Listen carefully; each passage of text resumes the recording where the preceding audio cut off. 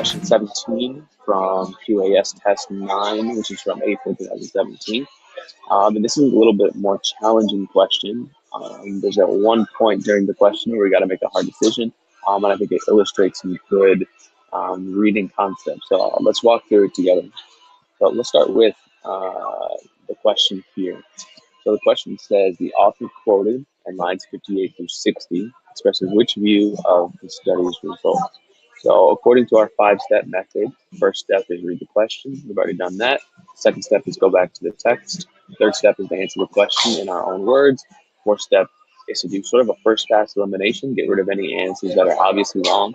Fifth is to go back and forth between two answer choices that might both seem to be correct. This is where we do a little bit of a deliberation, and it's very crucial when we're dealing with harder questions. So we already done step 1, read the question. Let's do step 2. So what we're going to do is go back to lines 58 through 60, which I have highlighted here.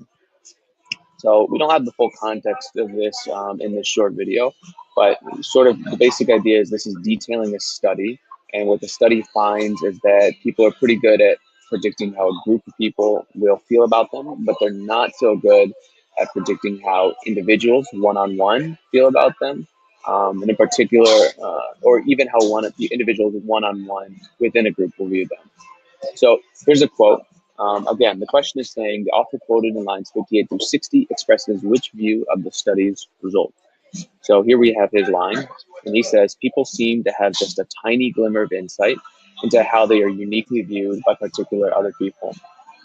So all we know at this point is that we have the author, he has this quote. The quote seems to be sympathetic, and he's kind of just agreeing with the basic idea or the basic conclusion of the experiment, which is people don't really understand how they are uniquely viewed by particular other people. So now let's go back to the question and let's try to work through it. So A says they indicate that there's a small but promising chance of correctly predicting how one is perceived. So this does some of the work for us because it tells us that there's a small chance, which sort of affirms what he says here when he says that we have just a tiny glimmer of insight. Yet at the same time, it's not too strong. So I say we keep this option for now.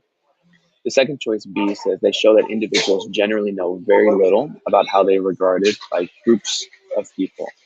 So we have to be careful with this. This might seem to be plausible, but we should notice this right here, groups of people. So like I said, in the context of the passage says we're actually okay at understanding how groups of people regard us.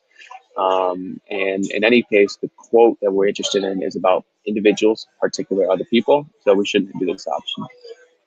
C says they reveal that one individual hardly knows what another individual thinks of him and her.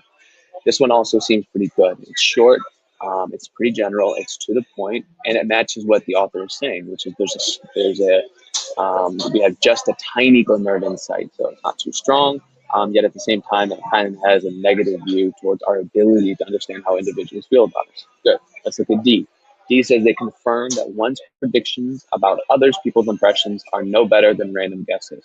Two things should strike at us. One is the language of this. It says they confirm. One, that's a little bit too absolute. So we need to train ourselves to register when the SAT is saying things that are too absolute. The language is a little bit tricky here. Also, no better than random guesses. A little casual, a little too strong with the language.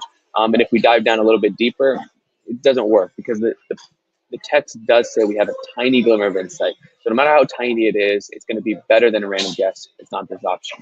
So at this point, we're stuck between A and C. And I actually think this is the hardest part of the question because both of them sort of say almost the same thing.